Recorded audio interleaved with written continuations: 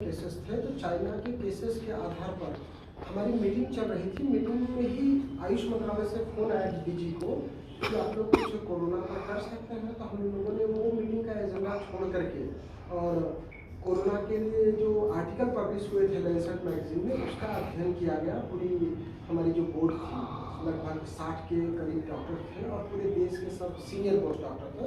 सबसे जूनियर मैं ही रहा हूँगा।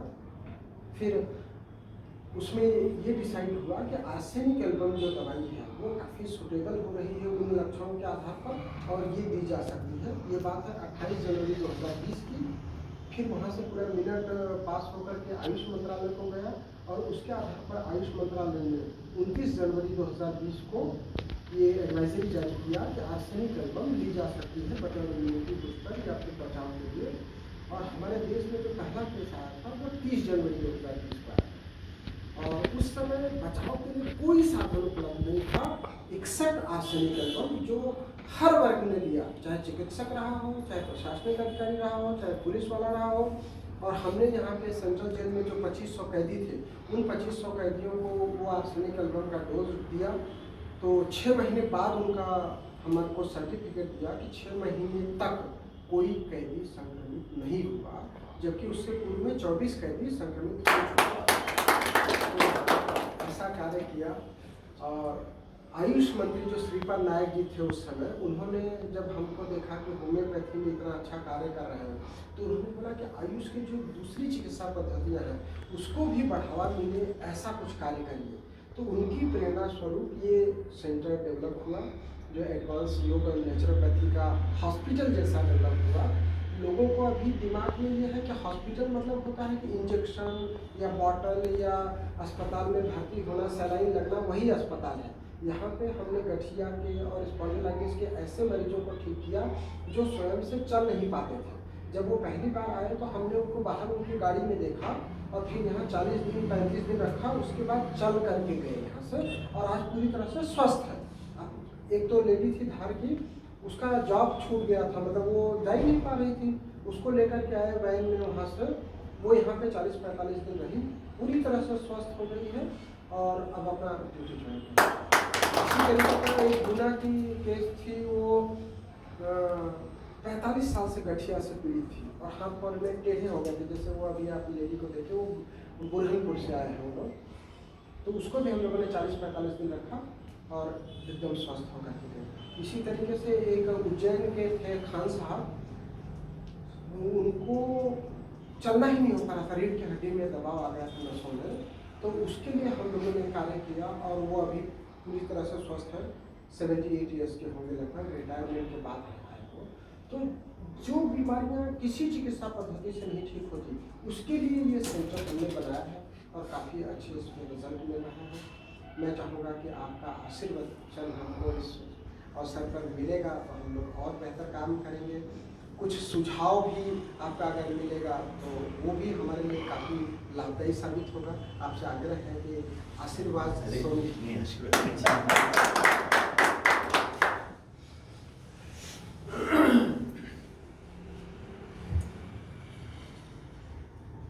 आदरणीय गौतम जी, बहुत ही आत्मीय मित्र और वरिष्ठ पत्रकार बंधु अनिल त्रिवेदी जी, इस पूरे संस्थान के संचालक आदरणीय डॉक्टर द्विवेदी जी, आज यहाँ तक की यात्रा और ये सारा उपक्रम, ये प्रकल्प देखने का सुअवसर जिनके कारण सुलभ हुआ, ऐसे मित्रवर पुरोहित जी और प्रबोध महोदय जी, समक्ष उपस्थित सभी बंधु। द्विवेदी जी वास्तव में जब बता रहे थे कि भारतीय चिकित्सा पद्धति की श्रेष्ठता जिस ढंग से कोरोना काल में स्थापित हुई, और वास्तव में अभी कुछ देर पहले अनौपचारिक चर्चा में हम लोग बातचीत कर भी रहे थे कि एलोपैथी की पद्धति से उपचार करवाने का एक अभ्यास भारतीय जन सामान्य को बन गया है।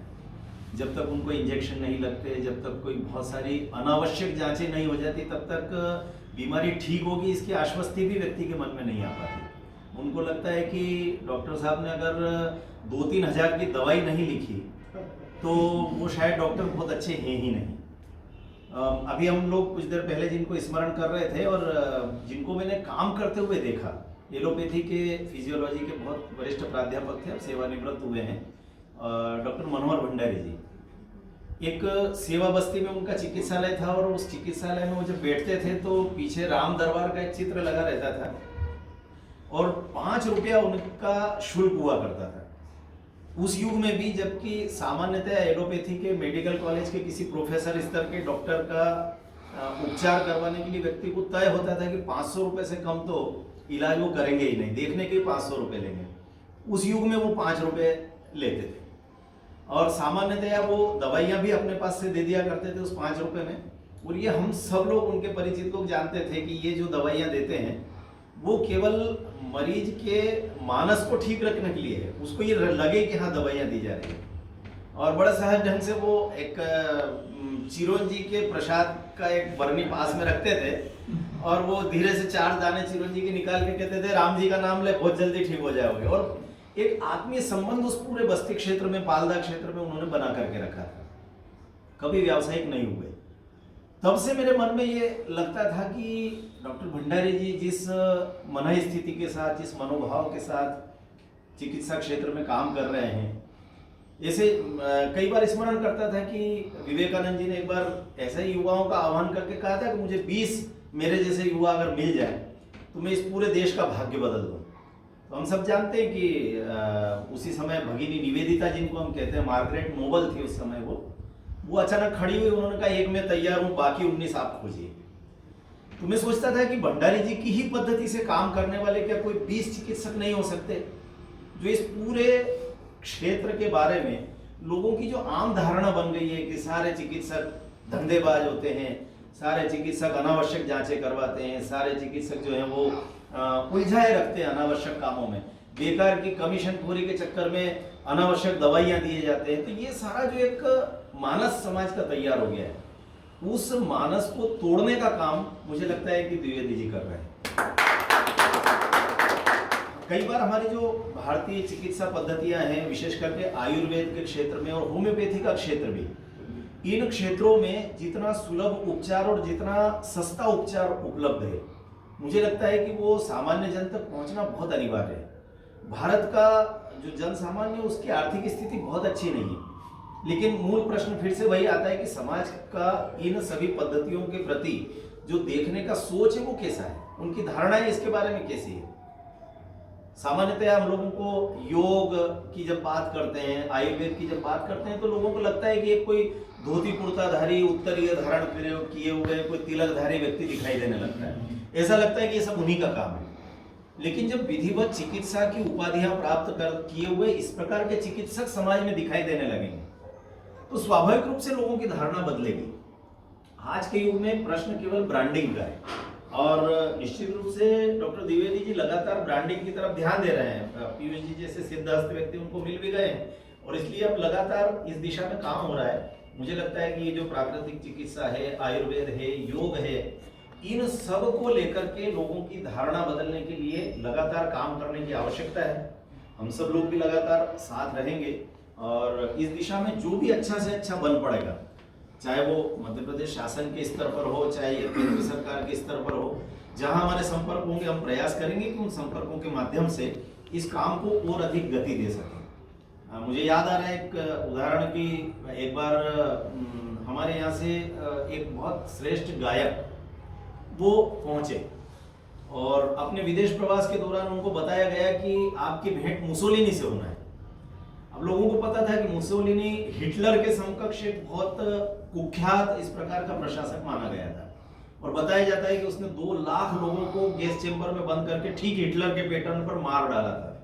आप सोचिए, इतनी सारी हत्याओं का दोषी व्यक्ति और तानाशाह, उससे मिलना था। तो हमारे पंडित जी बड़े डर रहे थे, शास्त्रीय गायक थे बेचारे, और उनको लग रहा था कि पता नहीं क्या इनसे क्यों मिलवा रहे हैं। लेकिन क्योंकि उस देश में प्रस्तुति के लिए गए थे और देश के राष्ट्राध्यक्ष से मिलने का कार्यक्रम तय हुआ था, तो डरते डरते पहुंचे। मालूम पड़ा कि मुसोलिनी पिछले 1 वर्ष से बिना नींद के जाग रहा है, उसकी नींद उड़ गई है और वो सो नहीं पा रहा है। सारे लोग परेशान है, सब प्रकार की चिकित्सा पद्धतियां, सामान्यतः एलोपैथी पर उनका विश्वास था, एलोपैथी के सारे उपचार बेकार सिद्ध हुए। खूब ज्यादा डोज देने के बाद भी वो लगभग अर्धविक्षिप्त अवस्था में आ जाता था, लेकिन नींद नहीं आ पाती थी। बड़े परेशान थे। जब पंडित जी मिलने के लिए पहुंचे तो वो उसी तनाव में उनके साथ मिलने के लिए बैठे थे। तो पंडित जी ने कहा कि अनिद्रा रोग का एक उपचार संगीत के द्वारा चिकित्सा पद्धति जो होती है उसमें भी है, और मुझे उसका थोड़ा सा ज्ञान है, तो क्या आप मेरे संगीत से सोना पसंद करेंगे क्या? मुसोलिनी ने कहा कि कैसी बात करते हो, सारी दुनिया के डॉक्टर्स जहाँ फेल हो गए, तुम संगीत सुना करके मुझे सुलाने की बात कर रहे हो, जैसा आमतौर पर अपने यहाँ भी होता है। भारतीय पद्धति की चिकित्सा पर विश्वास नहीं था उसका। उन्होंने कहा एक बार प्रयास करता हूं मैं, अगर आपको आप पर कोई, जैसे बाकी दवाइयां फेल हुई वैसे ये भी फेल हो जाएगा। पता नहीं क्यों उनको लगा कि ठीक है आप कोशिश करके देखिए, और फिर उन्होंने राग पुरिया गाना शुरू किया, और बताते हैं कि 3 मिनट में मुसोलिनी के खर्राटे उस कमरे में गूंज रहे थे। क्या और उसके बाद उसने 8 घंटे की निद्रा ली, और बड़ा प्रामाणिक ये प्रसंग उपलब्ध होता है ग्रंथों में। तो कहने का तात्पर्य कि हम कई बार हमको लगता है कि भाप से क्या होगा, ये मिट्टी से क्या होगा, कटी स्नान करने से क्या होगा, योग से क्या होगा, लेकिन इन सब की जो प्रभाव है इसको पूरी दुनिया ने अनुभव किया है। और इसलिए मुझे ऐसा लगता है कि इस प्रकार के उदाहरणों को भी समाज के सामने लाने की आवश्यकता है कि विदेशों में कैसे आज योग को, भारतीय चिकित्सा पद्धति को स्वीकारा जा रहा है। मुझे लगता है कि इस दिशा में श्रद्धेय द्विवेदी जी चूंकि इस क्षेत्र के सिद्धहस्त ज्ञाता हैं, वे भी प्रयास कर ही रहे हैं। हम सब लोगों का जो भी सहयोग होगा, उंगली पर गोवर्धन तो उन्होंने उठा ही लिया है, हम लोग भी अपनी अपनी लपुटी टिकाने का प्रयास करेंगे। और मुझे लगता है कि एक बड़ा काम इस क्षेत्र में अगर कुछ होता है तो हम सब लोगों के लिए प्रसन्नता का विषय रहेगा। आज केवल इतना ही। आपने मुझे बुलाया।